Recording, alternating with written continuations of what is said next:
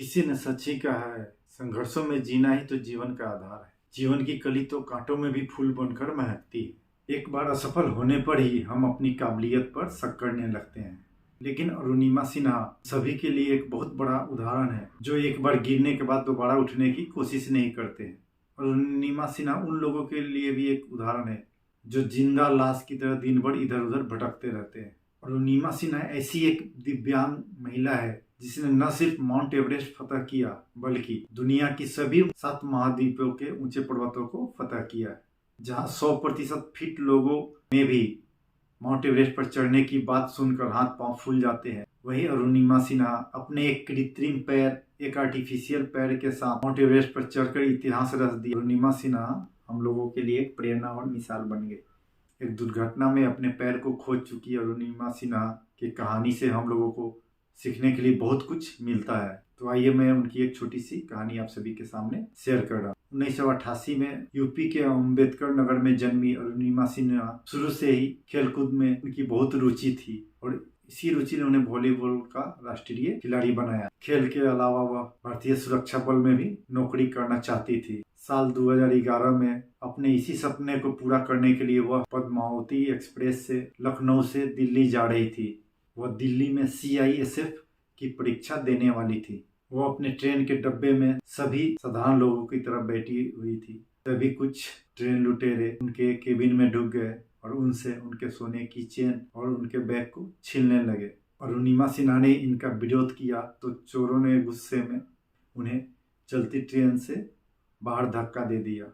जब वो ट्रेन से नीचे गिरी तभी बगल वाले पटरी पर दूसरी तरफ से एक ट्रेन आ रही थी और उन्हें संभलने का मौका नहीं मिला और वो ट्रेन उनके पैरों के ऊपर से उनके पैरों को बुरी तरह से कुचलते हुए गुजर गई। पूरी तरह से घायल, उठने में असमर्थ अरुणिमा सिन्हा रात भर उन पटरियों के बीच पड़ी हुई थी और उन्हें होश भी नहीं था। वो बेहोश हो चुकी थी। सुबह जब लोगों ने उन्हें देखा, सभी ने उठ के उन्हें अस्पताल में भर्ती कराया। उनके पैर की हालत इतनी खराब हो चुकी थी, उनके पैर इतनी बुरी तरह से कुचल चुके थे कि उन्हें काटने के सिवाय डॉक्टरों के पास कोई दूसरा ऑप्शन ही नहीं था और अंततः डॉक्टरों ने उनके एक पैर को काट दिया। उन्हें करीब करीब 4 महीना एम्स हॉस्पिटल में रहना पड़ा और इन्हीं 4 महीनों के दौरान डॉक्टरों ने उन्हें एक आर्टिफिशियल पैर, कृत्रिम पैर लगा दिया, फिट कर दिया। इस हालात में उनके सारे करीबियों और रिश्तेदारों ने उन्हें लाचार और बेबस समझा। तब भी उन्होंने अपने विश्वास को खोने नहीं दिया। उसी समय अस्पताल में टीवी पर एक न्यूज आ रहा था कि कैसे हमारे भारतीय क्रिकेट के पूर्व खिलाड़ी युवराज सिंह ने 2011 वर्ल्ड कप को जिताया था। कैंसर को मात देकर, कैंसर पर जीत पाकर 2011 के वर्ल्ड कप को खेले और भारत के झोली में 2011 का 50-50 ओवर का वर्ल्ड कप दिलाया था। तो यह कहानी सुनकर उनमें और उत्तेजना आ गई। उन्होंने अपने विश्वास को और बढ़ा दिया कि नहीं, मुझे भी कुछ करना है और वह हार ना मानकर एवरेस्ट फतह करने की ठानी और वह बेड पर पड़े पड़े ही किसी से कही, मैं माउंट एवरेस्ट फतह करना चाहती हूँ। तो लोगों ने उन्हें पागल समझा और जब कोई आपको अपने गोल के प्रति पागल समझे तो समझ लो कि वह गोल आपके बहुत करीब है। वह दृढ़ संकल्पित होते हुए एक पैर नहीं होने के बावजूद भी माउंट एवरेस्ट फतह करने की ठानी और उसे अपना लक्ष्य बना लिया कि मुझे हर हाल में माउंट एवरेस्ट फतह करनी।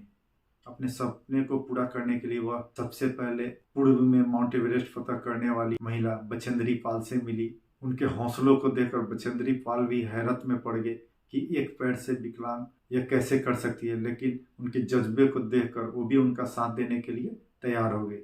बछेंद्री पाल जी ने उन्हें उत्तरकाशी के टाटा स्टील एडवेंचर फाउंडेशन में शुरुआती ट्रेनिंग करने के लिए भेजा। अपना कोर्स खत्म करने के बाद उन्होंने उत्तरकाशी के ही नेहरू इंस्टीट्यूट में दाखिला लिया।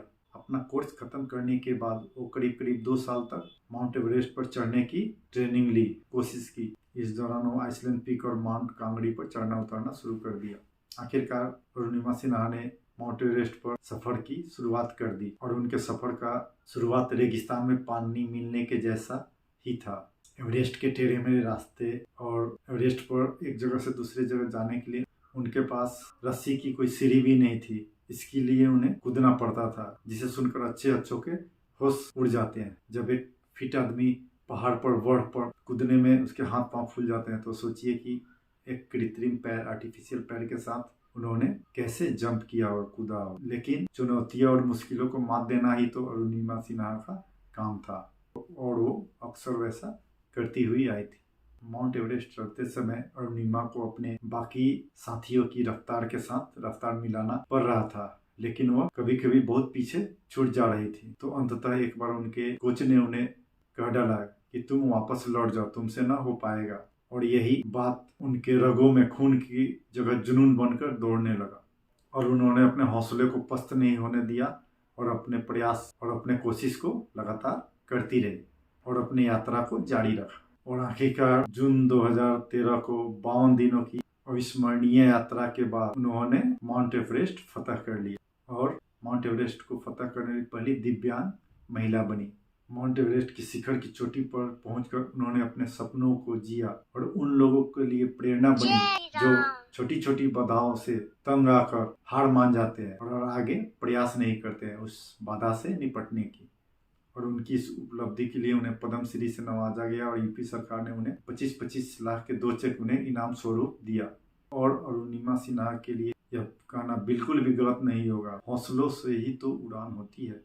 इस छोटी सी कहानी से हमें यही शिक्षा मिलती है कि आदमी के जीवन में मुश्किलें, बाधाएं, कठिनाइयां तो आती रहती है, लेकिन हमें उनसे न घबरा कर, उनसे हमें किनारा न करके उनसे सीधे दो हाथ करना चाहिए, उनका सामना करना चाहिए। इस तरह जब हम उनका सामना करेंगे तो वह परेशानी भी हमारे सामने बिल्कुल बौनी साबित हो जाए। और अंत में फिर से मैं यही कहना चाहूँगा, तू कर्म करता चल, फल की चिंता ना कर, क्योंकि संघर्ष जरूर सफल होगा, वो आज नहीं तो कल होगा। हेलो दोस्तों, नमस्कार। मैं आप सभी का दोस्त दिलीप चौधरी DCA में। मैं ऐसे ही और ढेर सारी मोटिवेशनल और इंस्पिरेशनल कहानियाँ आप सभी के साथ शेयर करता रहूँगा। आप मुझसे जुड़ने के लिए मेरे चैनल दिलीप चौधरी DCA में को जल्द से जल्द सब्सक्राइब कर लीजिए और मेरे द्वारा शेयर किए गए मोटिवेशनल, इंस्पिरेशनल और इनकरेजिंग वीडियोस का फायदा उठाइए और वीडियोस देखते रहें।